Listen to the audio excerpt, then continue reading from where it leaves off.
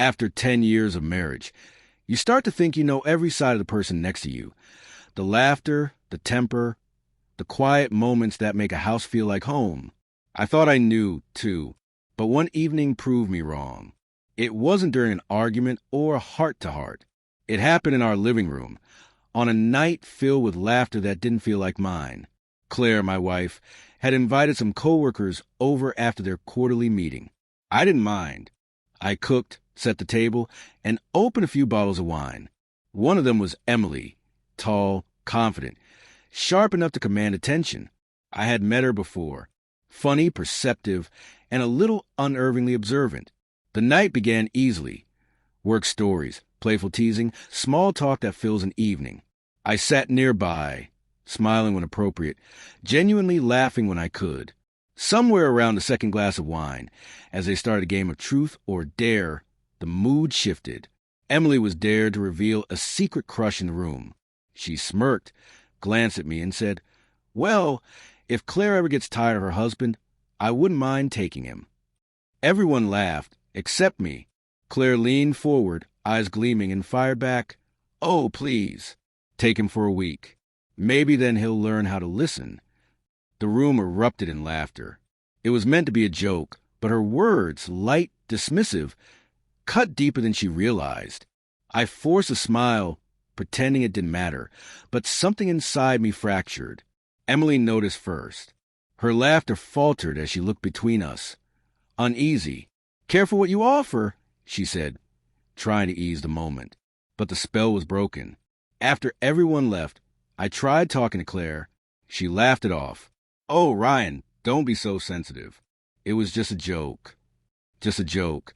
I lay awake that night, staring at the ceiling, feeling smaller than I had in years. It wasn't the first time she made me the punchline, but it was the first time I refused to play along. The following days felt colder.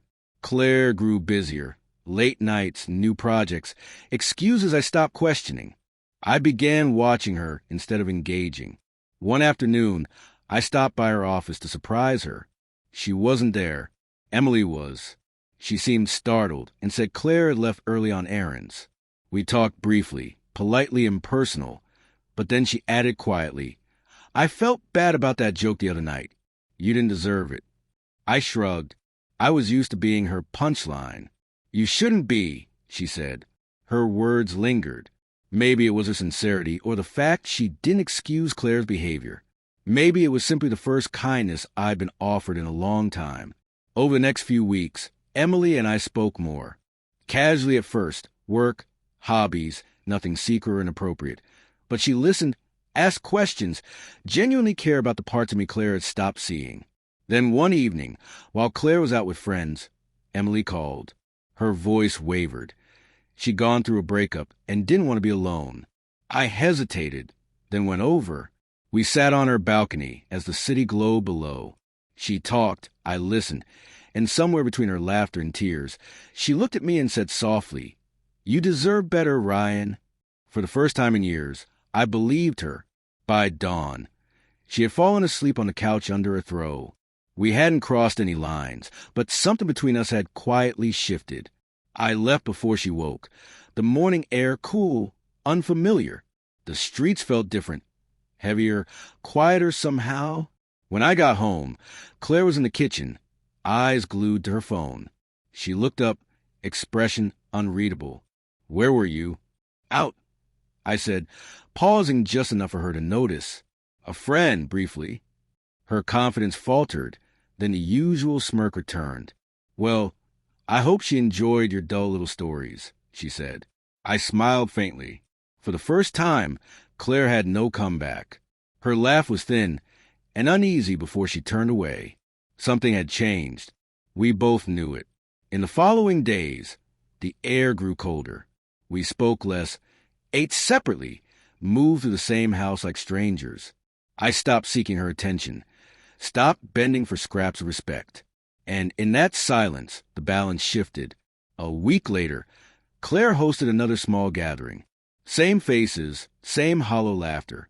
I stayed quiet, detached, sipping my drink. Then someone joked, "So, Ryan, your wife offering you up again tonight?" The The room erupted in laughter. This time, I didn't join in. I set my glass down. Actually, I said, I accept. Emily didn't blink. The laughter died instantly. Claire's smile froze. Her face drained. No one knew where to look. I placed my drink in the sink and left the room without another word. Her voice tried to salvage the mood, but the laughter that followed was brittle, false. That night, I packed a bag. Not out of spite, not for drama, but because a joke had finally gone too far. When you're always the punchline, eventually you stop showing up for the show. I stayed in a hotel a few days, uncertain of what came next. Emily called softly. You actually left? I did, I said. A pause. Then, good, she replied. Weeks passed. Claire called, texted, even showed up at my office. She said she was joking, that I overreacted, that she missed me, but her words were hollow. She wasn't sorry for how she treated me, only for losing control of the story. Meanwhile, Emily and I began seeing each other more. With guilt gone, something genuine emerged. It wasn't revenge, it was peace. Something I hadn't felt in a long time. Months later, I ran into one of Claire's old co-workers at a cafe. She looked surprised to see me and mentioned that night, saying it was when Claire realized she'd gone too far. I nodded, smiled politely, and left. Driving home, I thought about how it all began, with laughter. Loud, careless laughter masking small cruelties. Every joke carries a sliver of truth. Claire's jokes revealed contempt. Mine had masked endurance. When she joked about giving me away, she didn't know she had already eroded me, bit by bit, into indifference, disrespect, a version of myself that had forgotten its own worth. When I finally walked away, it wasn't about Emily or revenge. It was about choosing silence over ridicule, self-respect over comfort. Sometimes the quietest departures speak the loudest.